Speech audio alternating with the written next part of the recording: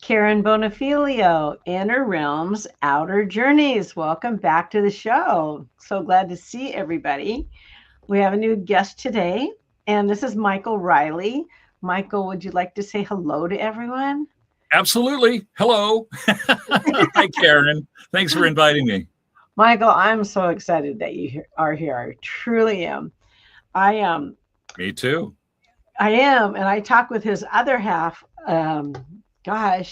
A little bit ago, and now we get Michael, so we get a nice blend here.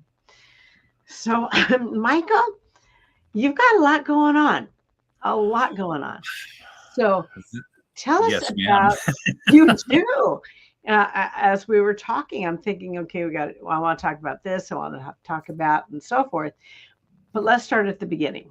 Okay. Let us hear your story, and then we can see how it's evolved. So there's the elevator story, and then there's the TED Talk story. So the elevator story is that I have been awake in this lifetime for well over 30 years now. Was practicing active spirit two-way communication for about 15 years before I consciously woke up all the way in this lifetime. Really? And now as a practitioner, I've developed the skills, the psychic, medium, etc. I focus on teaching.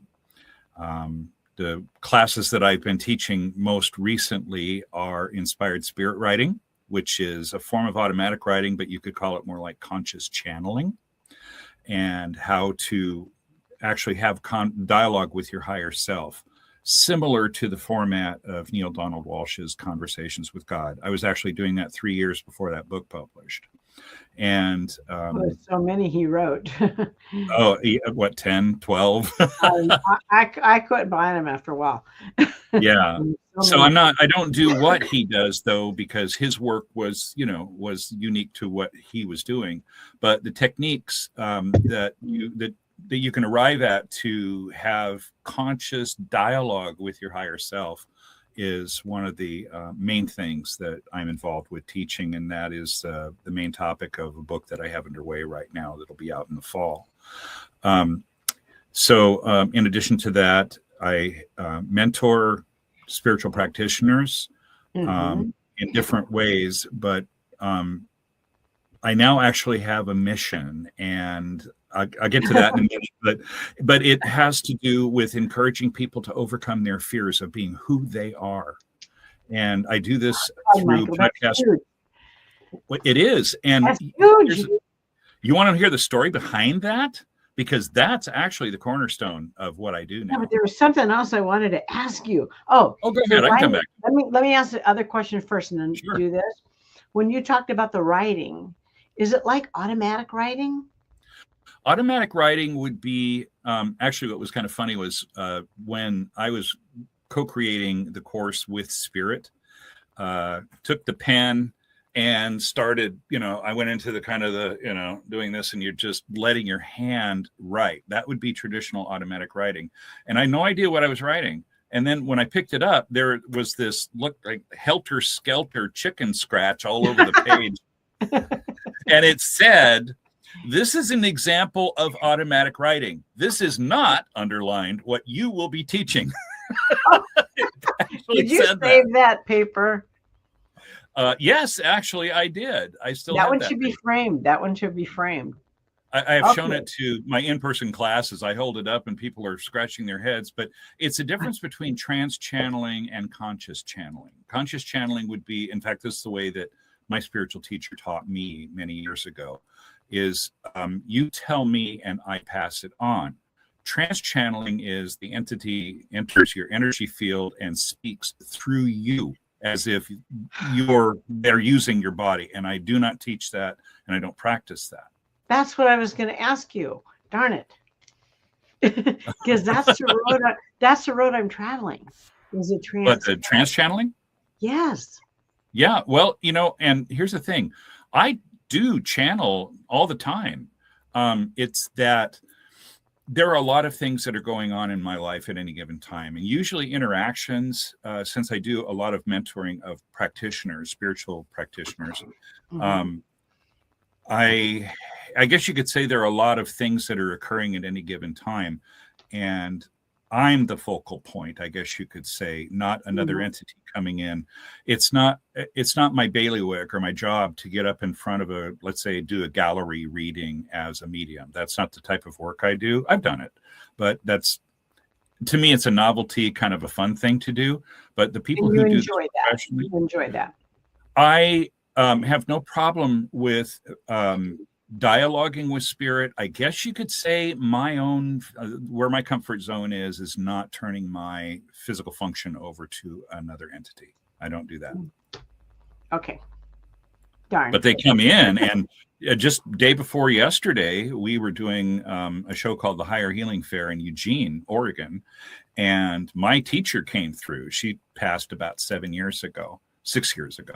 And so anyway, so she came through, and what am I saying? She passed 9 years ago. I can't do math.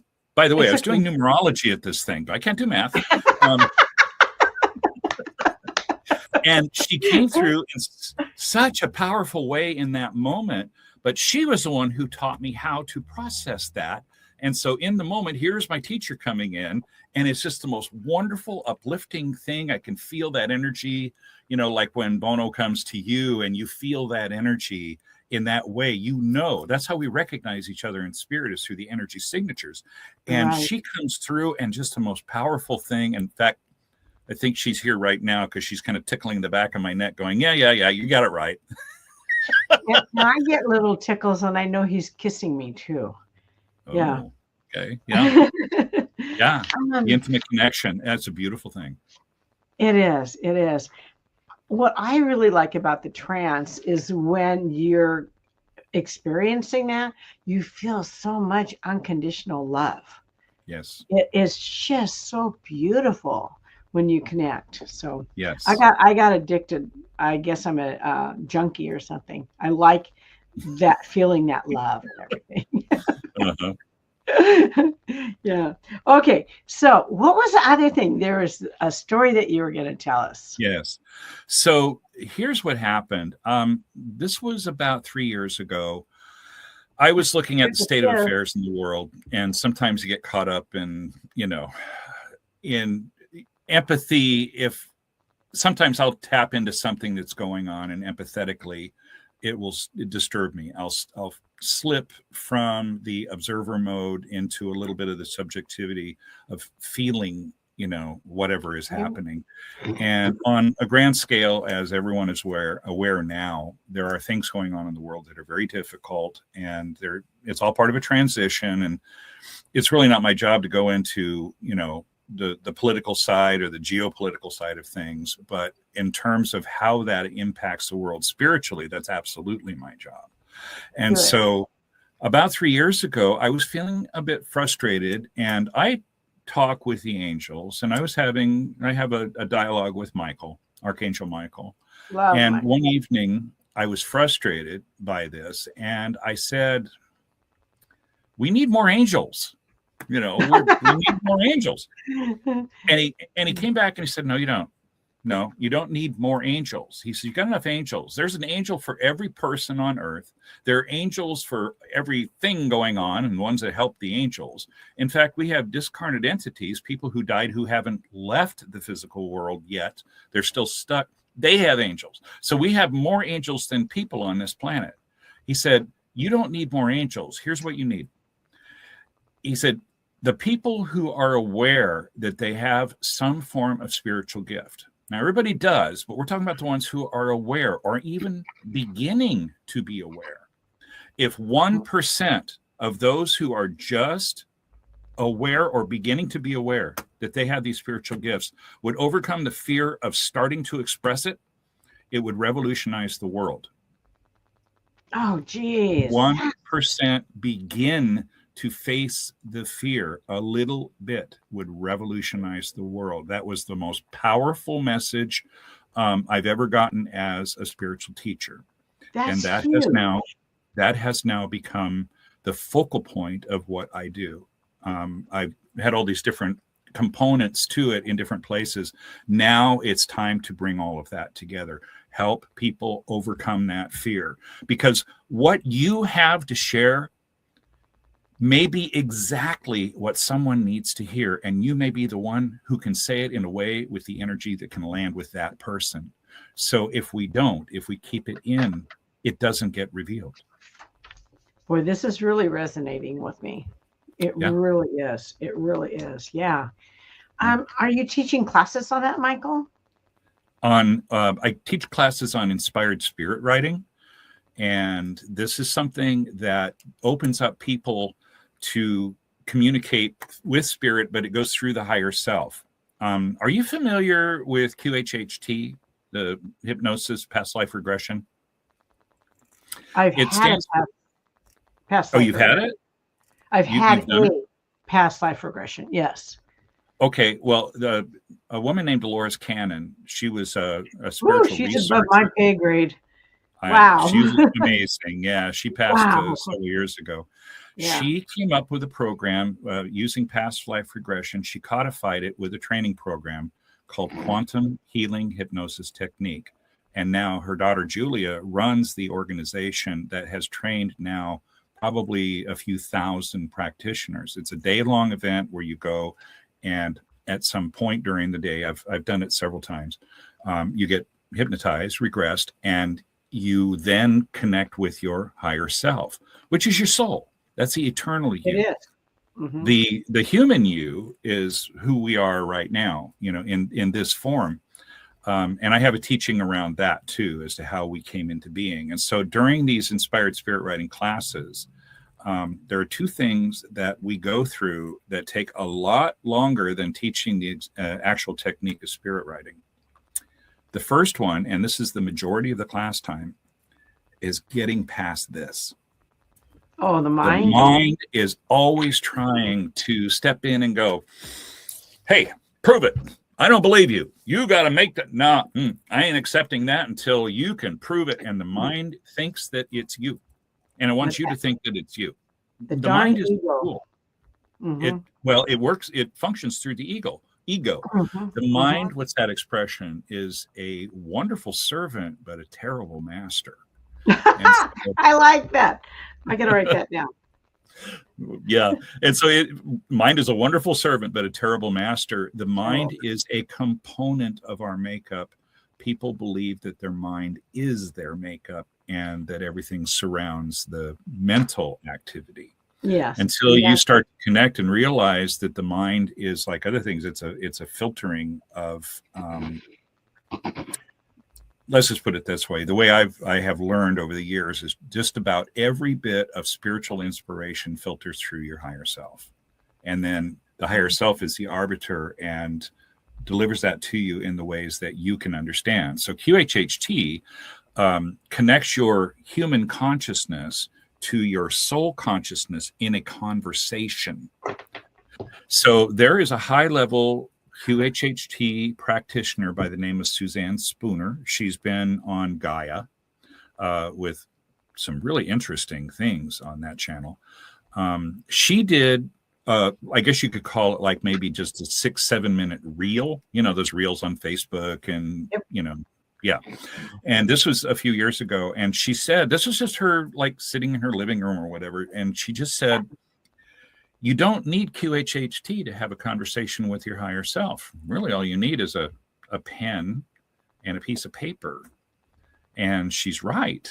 You learn how to make that dialogue. So the class, majority of it is getting your mind out of the way, okay?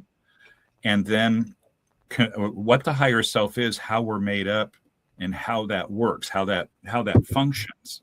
And then once you have those two understandings, the mind needs to be in a support role, not the driver's seat, and you have a basic understanding of how we are made up, then the writing part becomes very simple because you open up through the process. It's the technique itself, and it is channeling. You're just using a pen as you're channeling, and the conversations that come through expand from just you talking to higher self. You can talk to the creator, which is what I've been taught to call the personification of God. It's a personal entity that sits, like you're talking about, we're at 3D and 5D, and the creator's somewhere up around 10 million D, but it still communicates the all through a personality that we can relate to. And so everything in spirit passes through that communication device, that filtering of your higher self. And so inspired spirit writing teaches you how to make those connections, and through them other entities come through. I've had group sessions, where several different entities have all come through at once. I had one where I had 5 entities. I had to start pulling out all these different colors of pens to keep up with them, because for one person. For me, I was in this conversation, and one of those was my teacher. One of them was Michael. He came through that day. And, so like that. So the cool thing is, I never know who's going to come through, but what I know is that every person has the ability to connect with their higher self if they choose to. Everyone does. Everyone does. There's one other piece I want to share about this. Okay. It's actually 2-part. One, angels, spirit guides, entities who are non-physical but lovingly supportive of us will not jump in and go, "Hey, I'll help you fix that now. Hey, let me pull you out of that fire right now." They don't do that. That's a violation. They won't do that. It's a violation of spiritual law. But the instant that you ask for help, they are there. They're like, "Yes, okay. Waiting for this. Here we are." I do that. I do that all the time. Talk to them and what I need their help with. It is a promise that they will do that. It's not ambiguous. It's not, well, if you were good that day, or if you're following some doctrine or whatever. It's ask and you'll receive, literally. And there you go. So I have sometimes forgotten to ask at very critical times. And so anyway, this is all part of it. So when I'm doing the writing myself, I have now, after I started in 1993, about 3 years before Conversations with God came out, I now have thousands of pages of journals, and most of them are not going to survive me. A lot of them are process pieces, but there are some things that have come through, incredible information about. Are you going to put those together in a book or something? I don't know that they would go together in like a compilation book. I have asked Spirit about that, and right now it is more about getting the word out for the things that help other people to practice. Like the inspired spirit writing is one thing. That's where my first book starts. As far as my stories go, the teachings themselves, yes. But what's kind of funny about it is, it's not like for 6 months I wrote only about this topic and now here's a book on it. It's over time, many things are happening, so. Well, as you were talking, I was getting really emotional and feeling like I was going to cry. And that's my indication, knowing this is the truth for me. Yes. Yeah. So, truth detector. That's your truth detector going off. It is. I know when I get really emotional So I'm going to go back to that spiritual writing but I do want to find out about you more. But is this something that you offer to teach others? I moved to Oregon in December. And since arriving here, we've, Mesdeline and I have both had some medical things we've had to take care of, and some logistical things. And then as soon as we started getting that squared away, we entered into about a 6-week cycle of doing this big event, this annual event that she does called the Radiant Wellness Fair. We just completed that 2 weeks ago. She had to go to Arizona for something, so she's just back now. All along, I've been, doing this in the background slowly. But now each of us can now focus on what we need to do. I'm forming an online circle. This is a spiritual development circle. We had one going in Peoria. I'm going to give a little shout out to my dear friends, my loved ones, my family at Your Cosmic Connection in Peoria, Arizona. Okay. So we had been doing the spiritual development circle there. I've been called to form one here. It will be an online thing so that you could be in Dubai and participate in it. And the other thing I'll be teaching pretty soon will be the podcast guest training for spiritual and metaphysical practitioners, teaching people who speak woo how to speak plain English and connect with the people who are listening to them on podcasts when they're a guest. That's really important because not everybody can do that. And they've got to be the driving force. So teaching them is really, really nice. It's a two-step. Yeah, it's a two-step process. First of all, if the practitioners are already past the fear of speaking part, but the people who aren't past it, what's amazing is sometimes they step into it for the first time, the light bulb goes off, the energy goes up, all of a sudden they realize they're meant to do this, and then they're super excited, and within a few months they're practicing on some level. And so now they become the teachers, they become the facilitators, and that's what we need more of. And that's what we want to do. We want to teach others to do the same. Yes, encourage because them. People will make comments, I want to do what you can do, but there's avenues that you can learn how to do those things too, instead of just wishful thinking. Well, when I did the research on this, both through Spirit and through market research, part of my professional background before I went full-time spiritual teacher was I wrote for trade press to two major trade associations in California, the Trucking Association and the Landscape Contractors. And I was the marketing guy for 13 years between the two. And it was all basic stuff. So I did some market research on this and found out, yeah, there are a couple of podcast training courses out there that are intended to help people like yourself start a podcast and do the spiritual podcasting, but not really in a way that teaches people how to communicate how they'll tell you generically how to connect with an audience and how to grow a podcast, but how to communicate spiritual principles, metaphysical techniques, what that is, even trying to tell an audience what you're talking about. There are no other programs out there that I've been able to find that really do that. And so Spirit pointed out to me, this is a disconnect. And so that's part of what Spirit wants me to do, is to consider teaching in that focus. Well, it's good you listen to Spirit and you're really stepping out to be a teacher and to be a mentor. And which is incredible, because people, they want to be able to do this, and a lot of times they don't know how to start. They don't know where to go or where to begin. People are afraid. We're not even talking practitioners now, but we can't actually, without naming a name. I know one person who is a teacher. She's been coming up and slowly stepping into it because she has a corporate background. And during the holidays, she was going to travel to go and have a holiday dinner with her family. And somehow during the conversation, it came up, do they know what you do here in the community? And she said, no, I would never tell them, because she actually said, I'm afraid they would be angry or they would reject me, or whatever those common fears are of that. And so, I mean, here she's stepping out. People judging.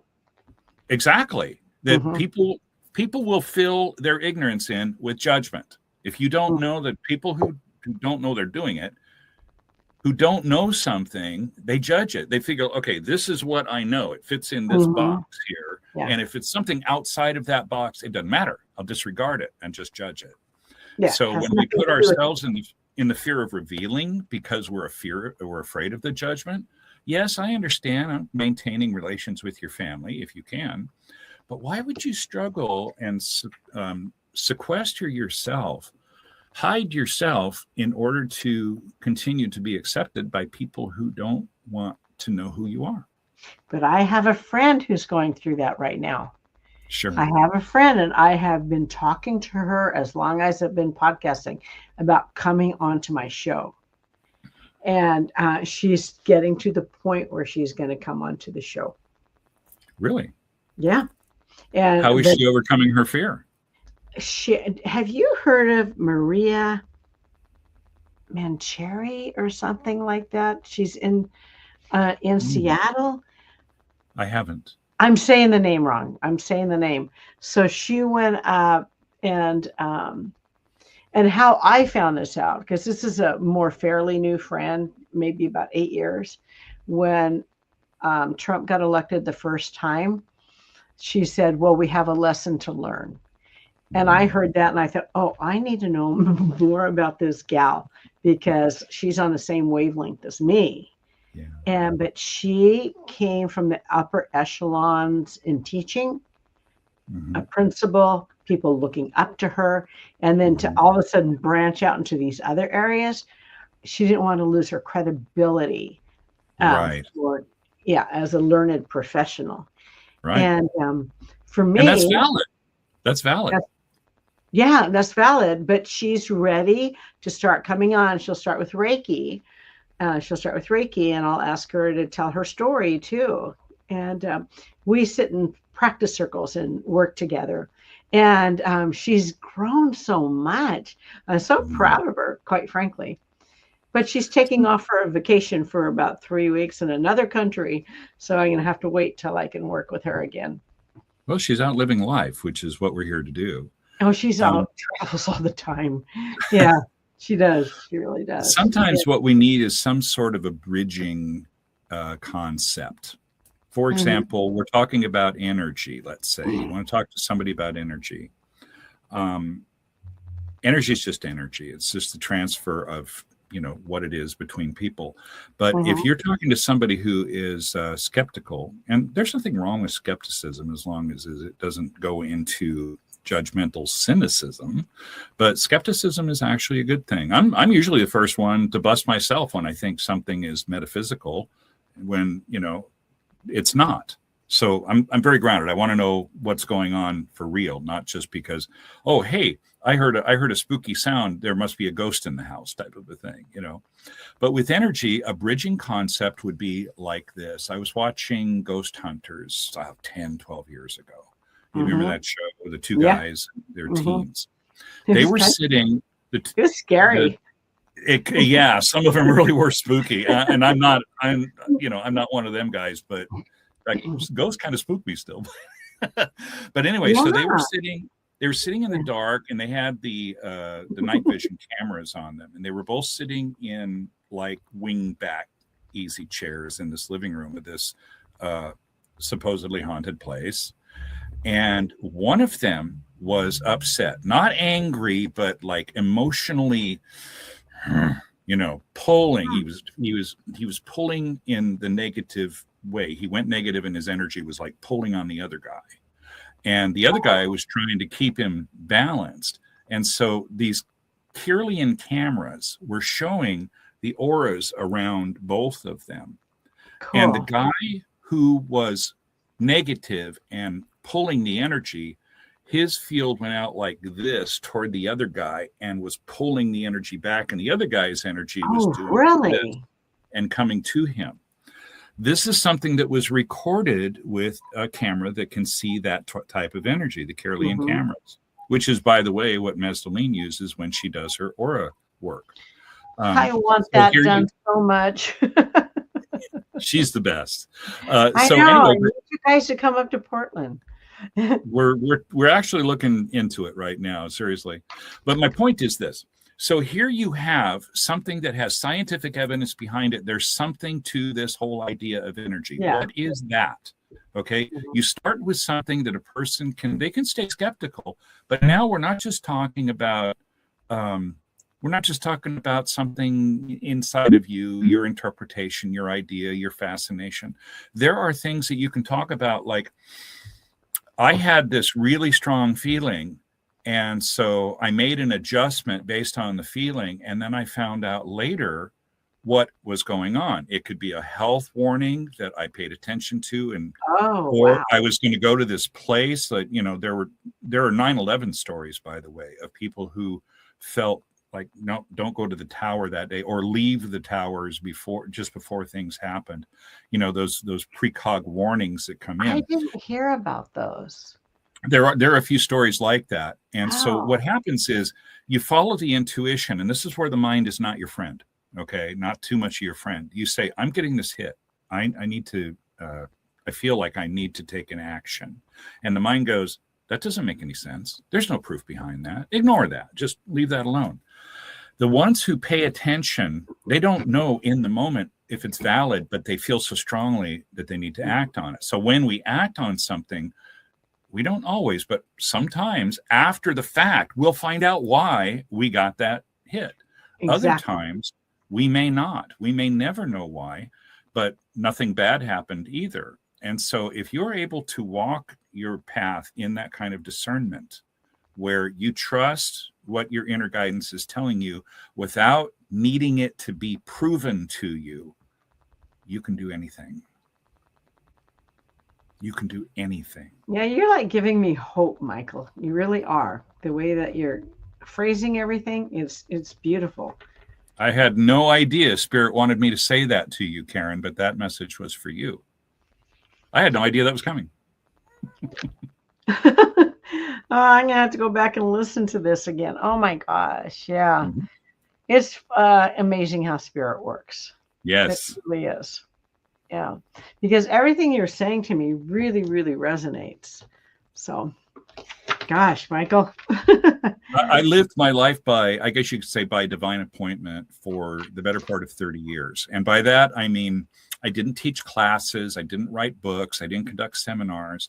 But I would say, for example, I would go into a store and think I was there to buy a certain thing and cross paths with somebody in an aisle, and in 2 minutes be in a deep conversation with them in something that was happening with them or whatever, and giving them spiritual guidance. And then it was over. They went their way. I went mine.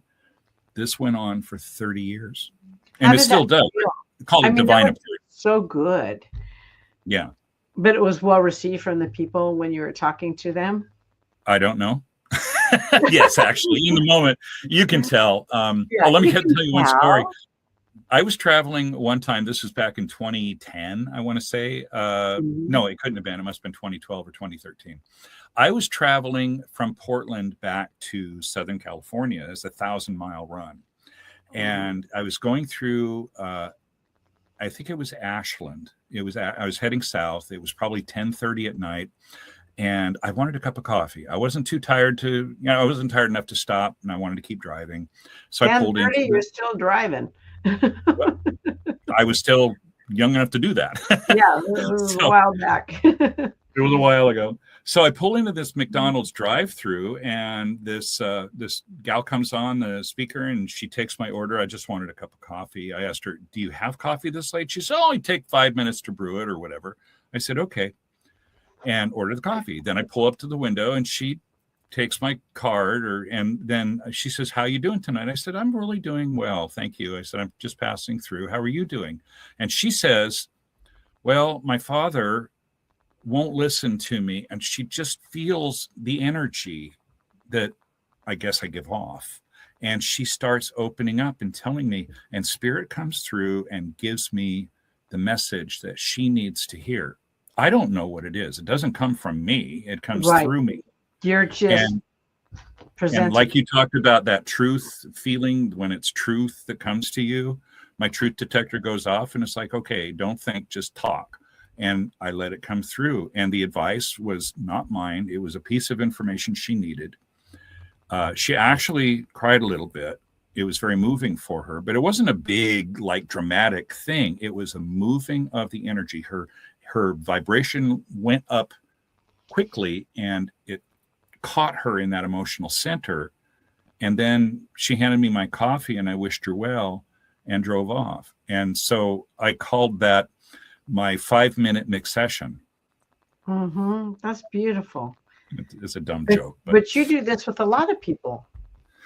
A lot of times it's that brief. Other times it can go on for a while, but yes. Mhm. And so Mhm. after a certain amount of time, I always thought maybe that would be how I did the rest of my life, would just be through divine appointment.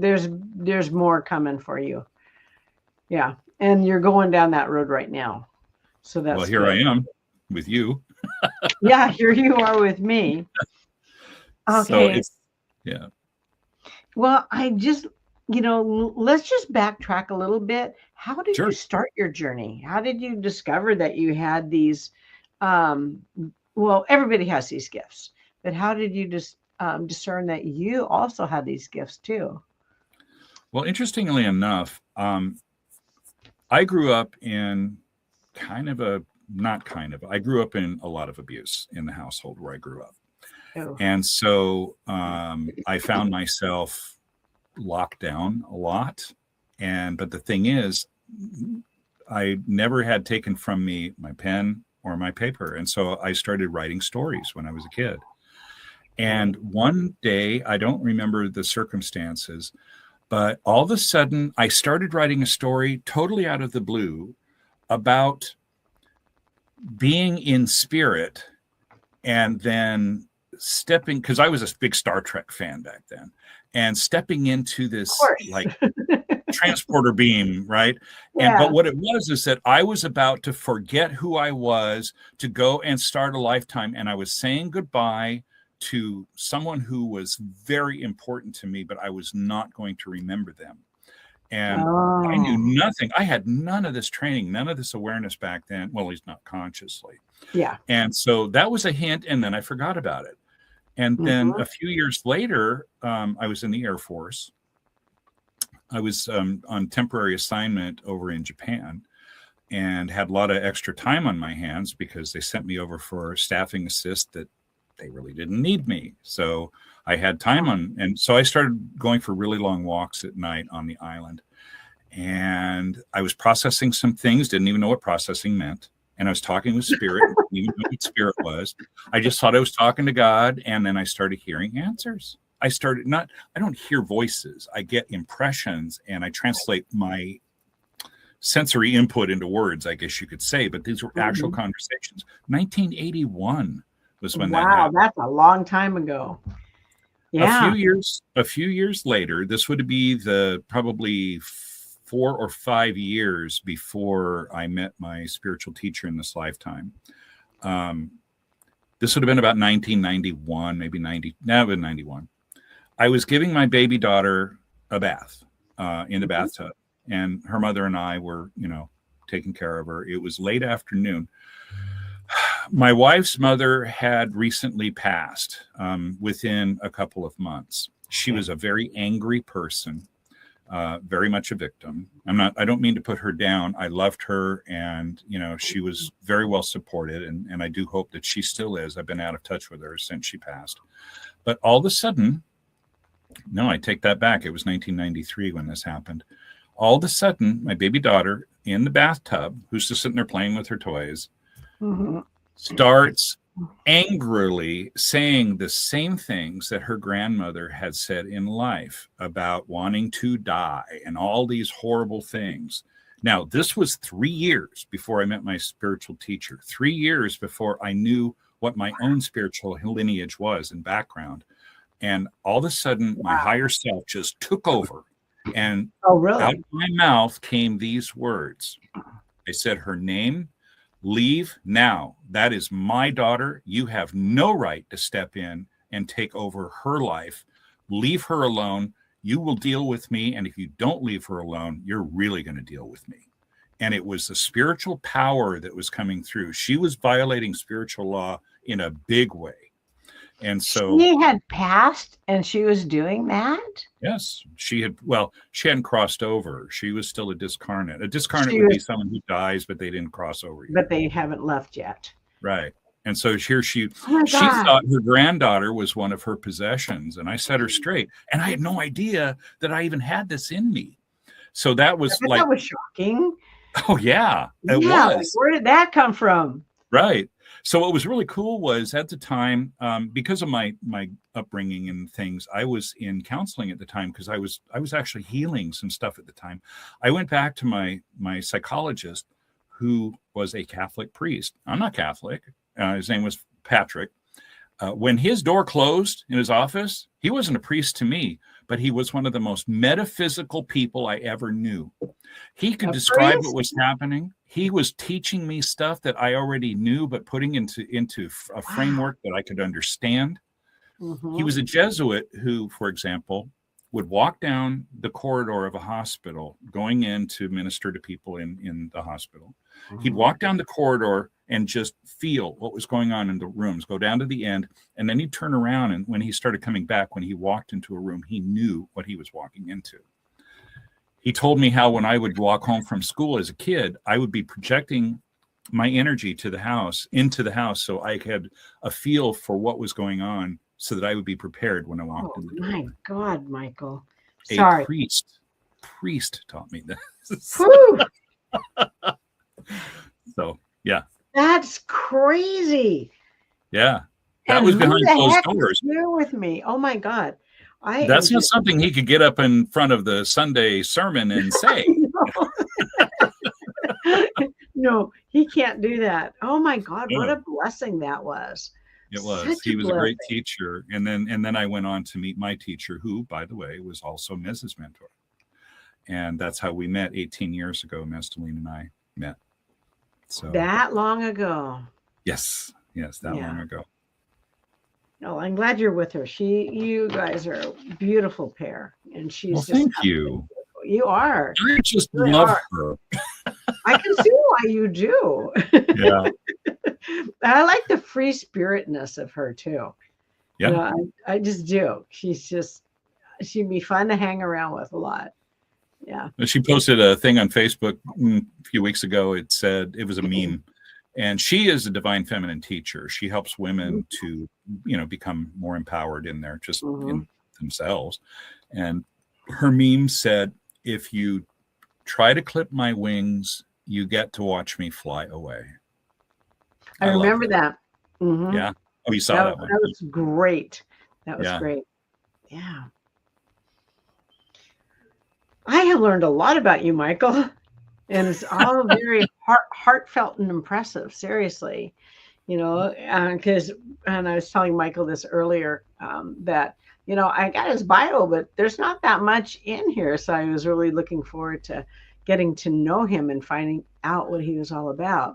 So I just want you to know I'm down for those classes. So when you get that going, just remember, because I would love to do that spiritual writing.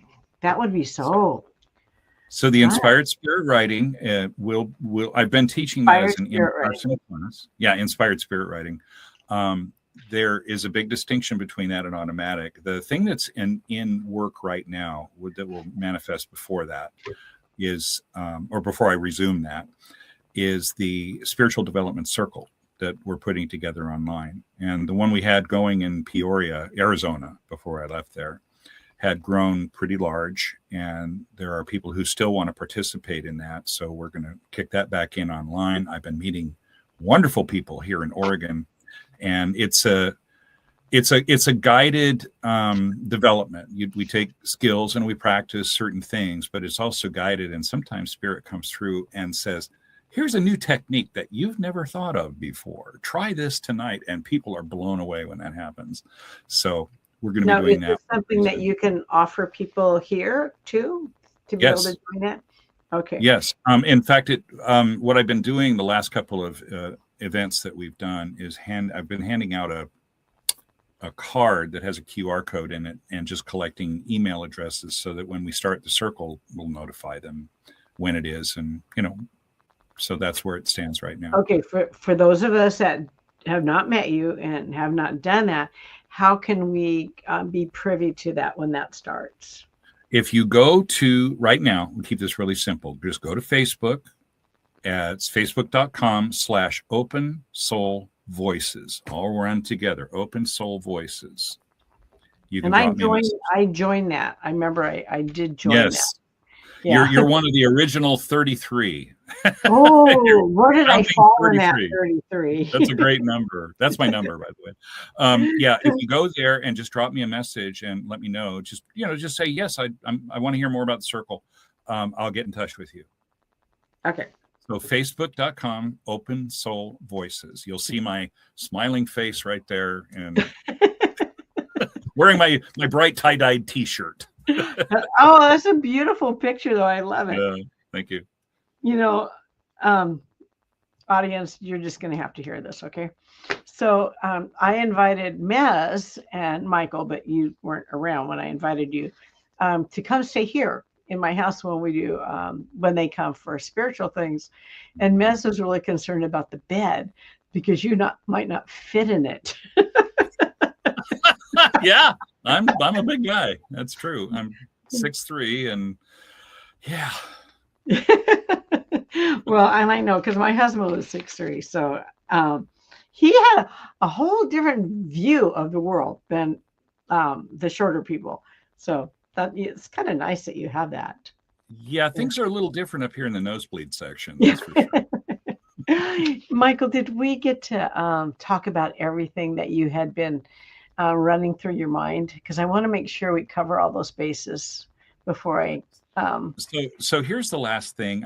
We mentioned the conversation I had with Archangel Michael toward the beginning. Mm-hmm. It is really important to me to encourage people to overcome that initial fear when they consciously already know there's something going on. They've experienced their own intuition, which is usually mm-hmm. where it begins, or they can sense the presence of a loved one, or the knowledge comes to them about something that they have no idea how that happened, or any of innumerable other ways that spirit presents.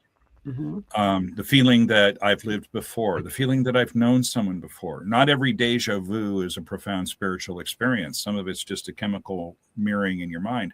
So learning to discern. These are all the things that are important to teach people the basics so that they can make informed decisions for themselves. Do I pursue this? Do I dismiss this? What I can tell you is don't disregard anything, but also don't open your mind so much that your brain falls out. So it's a way of people tuning into themselves and finding out what's their path is. Is that right? Well, ultimately, that is the only way that you discover your path, because first you have to find your truth. Okay. Has anybody ever told you this, or have you ever heard this in any form where, say, what is the purpose of getting a reading? Why you would go to a reader or somebody to, I was approached by a guy many years ago who said this, and it has just stuck with me. It's so profound, yet so simple. The reason you get a reading is so that you can see the direction you are heading now, and then make another choice if you want to. This is one of the reasons why psychics are so inaccurate in their projections of where you're going, because we have free will. Free will. So the psychic who says, hey, you're heading for this. Okay, if the psychic says you're going in a direction that you don't want to go, like you're going to drive your car off a cliff, you don't just keep driving, you make another choice. So that's the purpose of a reading, is so you have information to make another choice.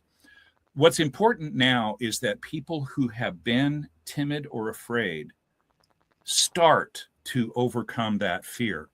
And like Archangel Michael said, if just 1% started who already know that they have a spiritual gift, or that there's something about them that is different metaphysically, whatever, just begin to explore that and say, okay, yeah, I don't want anybody to know about that, but I want to know more about it myself. And then eventually they'll start letting people know in safer ways or whatever. They begin to overcome the fear. Oh, hello. Your Amazon delivery is there.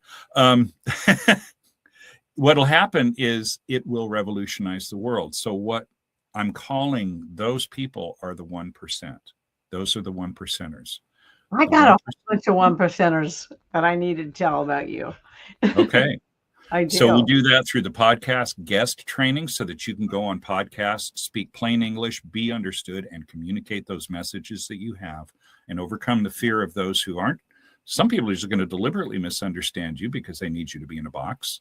So to help you see that for what it is and then make an informed choice as to how you want to continue cultivating that relationship.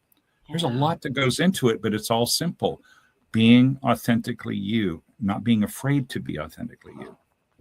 That's my job now. And I also want to tell the audience, because Michael and I were talking before the podcast, he's very gentle and uplifting with his words, never putting anything down, being very accepting. So that's a good teacher. A teacher's telling you that that's a good teacher. Yes. Thank you. Yeah. So I wanted to ask you something, Karen. Oh gosh. You have and if you'll get an honest answer. Just before we went on, you were hearing from Carl, and you were hearing powerfully from Carl. I'm curious if you want to share any part of that, because it really moved you. Yes. Well, see, Michael, every podcast I do love from Bono at the end. Oh. And so and I've written down and he wrote a lot about you. He wrote a lot about this. Sometimes it's very brief, but he just kept talking. So, but before I'd love to hear it. But before I read it, I just want to make sure I've covered everything with you, because that's how I end my show. I appreciate that. So this is all about there is a community out there that you belong to. I'm talking to the audience now. You belong to a community of like-minded, like-hearted people who will be loving and supportive and, for the most part, non-judgmental. And for those who don't, that's okay too. You know, people learn how to deal with that. You have something to say that someone needs to hear. Don't be afraid to pass on the message that you know you have. That's the key. That's beautiful. I'm going to cry again. Oh.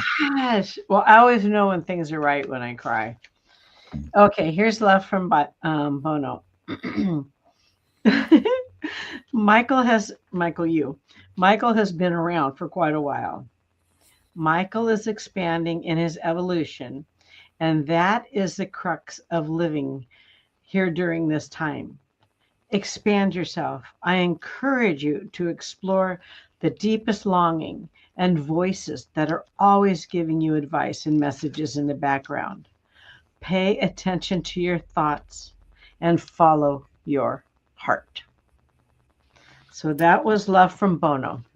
Oh, there he is. He's on the screen. Yes. Yeah, he liked his Harley. He did. Yes. The image here is reminding me of the book God on a Harley. Have you ever seen that? No, I haven't seen that one. It's a great story from the 90s. Anyway, thank you for that message, and thank you, Bono. That was wonderful. I appreciate you. He has been here the whole time, Michael. Yeah. Okay, my friend, I want to thank you for coming on. It's been very enlightening. You got a new student. And I love your energy. I love the way you think. So, and I know you and Mez are tighter than a $2 Timex. So if you know anybody else like you're older, you understand. Uh-huh. Uh-huh. So if you know anybody like you introduce them to me, because that vibe would be perfect. I'll definitely send them your way. I don't ask people this. You can ask my producer. I have never said this on air. And anybody watching knows I don't say that on air either. So, but I was led to do it. So I will do that. So Michael, thank you so much for coming on. And we are going to have I'm going to say it. We're going to have a threesome with Michael, his beloved Mez, and me, and do a live event. So you guys are in for a treat. That'd be great. Thank you so much, Karen. I've had more fun today than I've had doing a show in a very long time. So this is good. And you didn't know what we were going to do today, did you? I never do. I always walk into things by divine appointment. Who knows what's going to happen? If I'm controlling it, it won't be as good, right? And you go where spirit leads. Yeah. Yep. So thank you very much. Okay, Michael. Okay, so nice to meet you. Thank you, everyone. Thank you for joining in. And I know you loved this podcast. It was a good one.